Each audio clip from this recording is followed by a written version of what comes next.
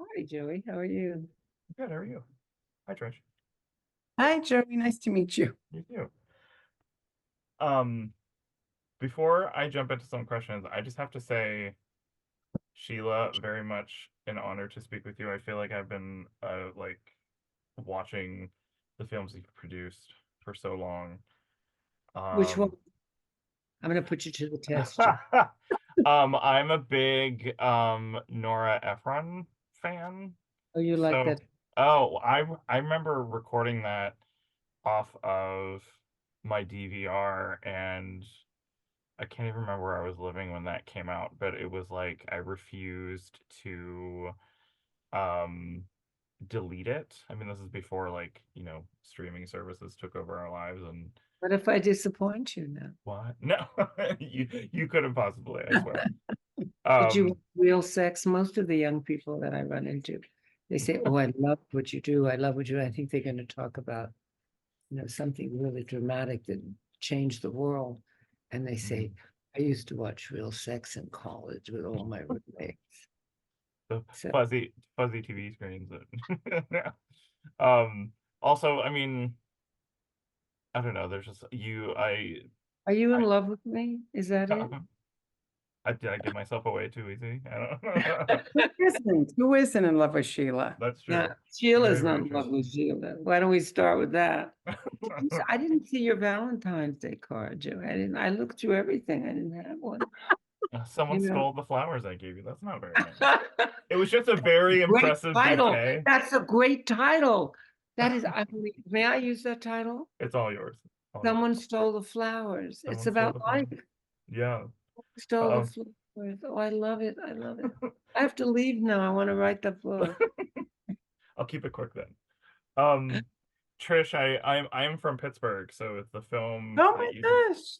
Squirrel Hill is my favorite area of the city. So watching Tree of Life last year was a very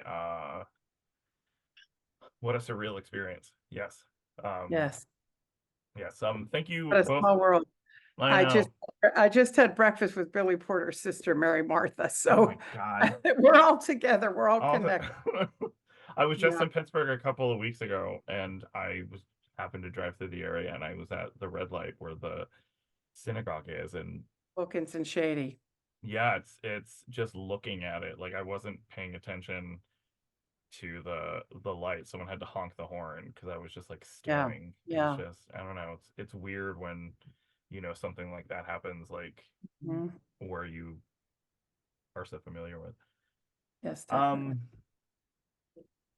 so I guess to jump in, I have to ask, telling this story, not the story, this what is happening in our lives right now, um, with these kids who are experiencing it from the front lines. I guess I wanted to know from both of you, um, like talking about like immediacy and wanting to really capture the feelings of this. Like, is that something difficult? Like you have to, you know, capture, I don't say capture lightning in a bottle. That doesn't sound right, but it's like, um, I guess getting boots on the ground to start this film. Can you sort of talk to me about the beginnings of it? Just because I feel like it's coming out at a very important moment. Um, I'll do the beginning and then, yeah, I was watching MSNBC and I saw this.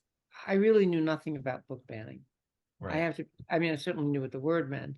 And I, remember vague articles about book banning, but, I could get any book I wanted. I just went on Amazon. Hmm. Um, and it certainly wasn't true of my son's school or, my grandson. It just wasn't part of the vocabulary of my privilege. Hmm. And I saw this woman uh, talking to the Martin County School Board in Florida Hmm. about the outrage of banned books in that particular district in that particular school. And she captured me because she announced that she was 100 years old, which Mhm. I thought when you get old like me, you have an excuse. And suddenly seeing her, I realized age was no longer an excuse when it came to Mm. being outraged or being an activist. And I listened to her. I'm not a good listener. And I listened to her and I thought, holy, can I say shit? Sure. Okay. I really did think, holy shit, there's a film here. Um, this woman is talking about children. So, like, she gave me the outline.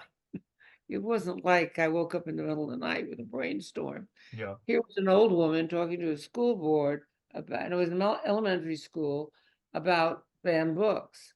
Mhm. And then I quickly called Trish.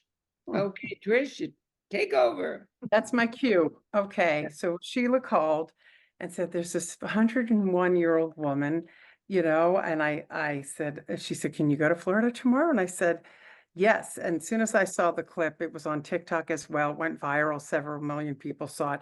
I was on a plane the next day and went and saw her on Saturday, and Mhm. turns out she grew up near Pittsburgh and Mhm. her daughter was a nurse at West Penn for decades. So Oh, we wow. hit it off, and everything about her was dedicated to shedding light on this and wanting to stand up for children's rights to read and to read all books, everything available to them, of course, age appropriately. Mhm. So we immediately were so captivated by her that, when Sheila saw the early footage, she really wanted to then go into giving voice to the books and the kids and have it be told by kids. So I'm going to give it back to Sheila now to talk about that, because that'll complete the story. We're doing this in 10 sections.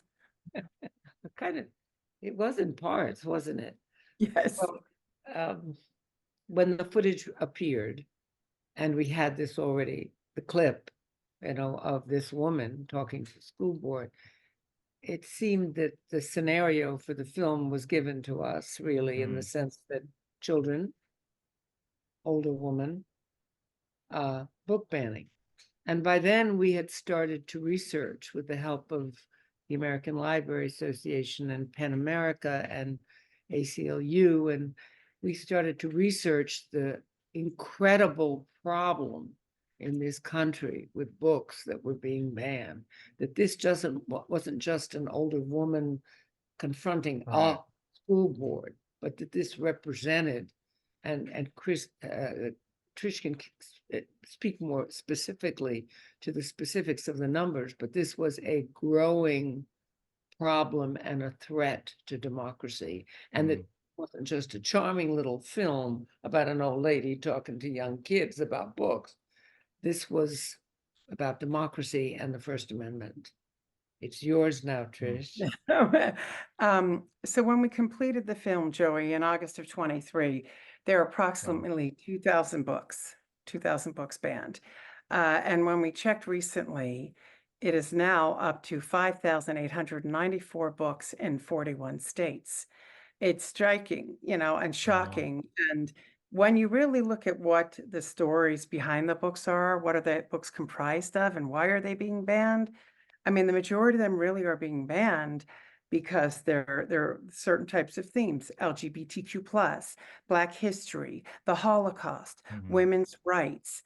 There's a small percentage that are about sexuality, but that under the guise of that is why they ban. They say it's sexually explicit, it's inappropriate. The graphic adaptation of the Diary of Anne Frank is banned. Mouse is banned. It Mhm. goes on and on. Rosa Parks, as you saw in the film, Rosa Yeah. Parks. Why would Rosa Parks be banned? It's part of the American history. She Mhm. was incredibly important to civil rights and moving in the right direction. Martin Luther King's story, Mhm. Harvey Milk's story. It goes on, and it's alarming the pace at which it's happening. Oof. Um, I feel like uh, listening to you two talk about it, I just thought of like a slew of things just popped into my head. There's like I have a copy of And Tango Makes Three, I think on this bookshelf outside of this room. Um, th- the thing that I always think about when I think of if we just think of the idea of book banning, book banning makes my brain think of like book burning, and it's that there's that connective tissue there, but there's also I don't know that there's a when I was watching the film for the first time, and the covers of these books pop up on screen. I was watching with my husband, and we were just like, what, what? Mhm. And it's sort of like, I don't know, like you see banned bookshelves in like bookstores, and like sometimes you see the same titles and stuff like that, but the stuff like Rosa Parks, like Mouse, it's just sort of like isn't taking these titles away just doing a disservice towards education. I think there's just like something that the young people in the film talk about. Like there's the I think what a lot of people can latch onto in the movie is just I think it's the young girl who's talking about the Rosa Parks story. She just keeps saying why. Um and it boggles my mind that why some of these things are being taken away. It's like also just like doesn't it sound like you're just gonna leave your children with more questions when we talk about the history of this country? And I don't know. That's not really a question or a comment. I'm just rambling now about some things, some feelings that I have. Actually, I think you can do this all without us. But no one You're wants to look at me. People you're would much perfect. You're rather. doing a better job certainly than I would do explaining why this is so important. How about I interview you about why you liked it? I do want to ask about the kids. Just because I wanted to know, um, I'll say like the energy that we get from these kids from the very beginning, especially when we see those, I think, 4 or 5 young girls, young people at the beginning, and they're talking about reading levels and how they want to learn more and they want to read. I guess I just wanted to know from you, I guess, being in the room with them, do you just like prompt them? Like I guess I was just curious about the level of eagerness of these kids wanting to talk about it. Was there any reluctance on any kids? Stuff like that. You have to understand something about documentaries. You are not, you might win or interview 10 kids Mm-hmm. to get one kid. Mm, It's just like us. We might talk for a half hour and there might be one valuable sentence. So, I mean, if the kids feel what they feel, not every kid can express it as well as these kids do express it. mm-hmm. So a documentary by its very nature is a ratio of interviews usually and other action to selection. Part of the editing process is to pick, you have a theme, you have a thesis. You're not telling anybody what to say. You're giving them a book to read. Some people can express beautifully what they think, whether Mm-hmm. they're 6 or 60. Some people cannot. So, I mean, clearly, we picked the children who could express the Mm-hmm. theme, which was the deprivation of information. So it's hard to discuss. I mean, you want to see a reel of what we didn't use? You know, we used what we used because we had a theme, Yeah. which was, and a lot of these kids felt that. Does every kid in America feel this way? We didn't talk to Yeah. every kid in America. We gave them a book, we asked them to read it. It was a banned book. It was age appropriate to the kids Mm-hmm. we gave it to, and we asked them what they thought. Mm. It's a selection process by which you make a docu. I mean, you Yeah. can add to that, Trish. Yeah, I mean, to echo Sheila's expressions on the kids, I think what we did when we first met Grace, there were a lot of parents that came around in support of our wanting to make a documentary about this. And they said, if you want to talk to our kids, we'd be happy to let you talk to them. So we started out in Florida talking with kids. And we brought a cross section of the banned books, and we Mm-hmm. went to the Children's Museum and we handed them the books and we said, draw a picture and tell us what you Mm. think, why you think this book is banned. We didn't prompt them. We didn't say Yeah. anything about banning. They spoke from their hearts, from their remarkable level of sophistication at such young age. If they had the maturity, the people that banned the books had the same maturity as the kids, we wouldn't be in this conversation right now. And they just didn't understand why. I mean, they were appalled by it, frankly. This, it was kids from Florida to New York, and Mhm. even the kids in New York. I mean, there were a few kids that said to us, or do they want us to be afraid of these books? Is that why they're banning them? So it was having a very negative impact on the Wow. kids, the whole conversation of banning, and even the girls you mentioned earlier when you asked the question, they had to help remove the books. Mm. The one girl talks about, Oh yeah, that's yeah. oh man. And the way that she even just, says that, the way she's just like, yeah, I helped do that. I mean, I can't imagine what it would be like if an adult is like, this is what we're doing. Maybe they don't give them information about, Mm. why they're banned or anything like that. But I mean, that has to, as I'm not a parent, but I imagine that, especially with, you tell a kid you can't do something, that automatically sparks a curiosity and asks questions about like why. Um, okay.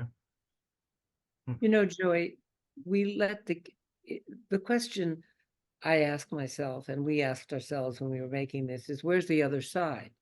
Mhm. And I think that's really the question. If I had a question about this film, and I certainly couldn't be watching it objectively, but I tried to, so that I can criticize what the work we've done. Why didn't we show the other side? Because the other side has won. The Mm. other side has taken the books off the shelf. So what is the point? They've already won. The vote has not been taken. We haven't spoken to both parties. So we need to speak to the party from which something was taken. So Mm. consequently, it's a one view film because the action has already taken, you know? And I think Mm. that's, objectively what you could say about the film, where the kids who say, I don't want to read it, or but that's not what this film is about. This is about the littlest victims who are really in a totalitarian regime that is taking away books that disagree with the authority, the adult authority, not all of them, but enough, with enough power to get the books out, Mm. so that the books, whether they're being debated or whatever, they're off the shelf. The shelves are not full of good books, different books. Is that fair? Mm. That's accurate to what we thought. And I did want to tell you that when I rewatched it, and I remember Grace at the beginning of the film, but then I had forgotten that we see her again at the end of the film. And I remember the first time that I watched it, I kept thinking about, I mean, Grace is over 100, all of the kids, obviously young, and it just one of the first thing was like everybody in between is making a mess of a lot of stuff. That's what I kept thinking, and I just wanted to say that something I do like about the movie is that you do bring us back to Grace again at the end, just because her words are very simply said, but they're also just very powerful. Like I would never, um, I don't know, I just like hearing her speak. Even though the issue is obviously very, very, it has to be so scary and huge. I'm rambling again, but that's just something that I wanted to tell you that I enjoyed about the film is that you don't just introduce us to this woman, but you also bring us back to her because we need to listen to things that she's And saying because. it was one speech that she gave, Mhm. and we tried putting it in the very beginning when we were editing it. We tried to put it all at one because it was one speech, but it didn't really work because it was too sophisticated for young, for youngsters. I'm sorry, that's my dog. That's okay. My dog's around here somewhere. I don't know where he is. Surprised he's not coming up here because he's a I very mean, I social dog. silenced a husband and every clock, but I couldn't say, Bogey. Uh, and Joey, I think also the juxtaposition of Grace with the kids is pretty striking in terms of the conversation of the Mhm. film. And also, this is so personal to Grace, book banning. She knows what book banning and book burning leads to. Her Mhm. husband was killed by the Nazis after all, so it's very personal to her. And I think she wants the world to know how dangerous book banning is and how demeaning it is to people's collective stories, to all of our Mhm. stories. And I think that's what is so impressive about her activism and her courage, especially doing that in the state of Florida, where it's so prevalent. She has more energy than Sheila and I combined. Oh. In a way, she just went to the Oscar luncheon and she was on that walker like no tomorrow. I could barely Oh, keep wow. She's a real operator. But also when you see her, like, why do you use her climbing 100 stairs? Because the first thing you do when you're older is say, I can't do that. I can't get up. Yeah. No, I'm old. You know, the elevator's broken. She takes those stairs, damn it. You know, Somebody carries her walker. That's well, Grace. when I rewatched it, I had two thoughts about that. I was just like, number one, I was like, I myself, I just turned 40 and I was like, oh, all those stairs. So, but then the second part of it, that I thought, I was like, nothing is going to stop this woman That's from, absolutely correct. That's nothing is going to stop this absolutely correct. woman. They'd be like, oh, well, look at all these stairs. No, she's going to climb every single step. She's unstoppable. Yeah. Okay. Um, Unfortunately, ladies, I think I do have to let you go. Thank you so much for your time and your We'll generosity. come back anytime. Why don't we Okay. try to climb the stairs now, Trish? Oh, yeah.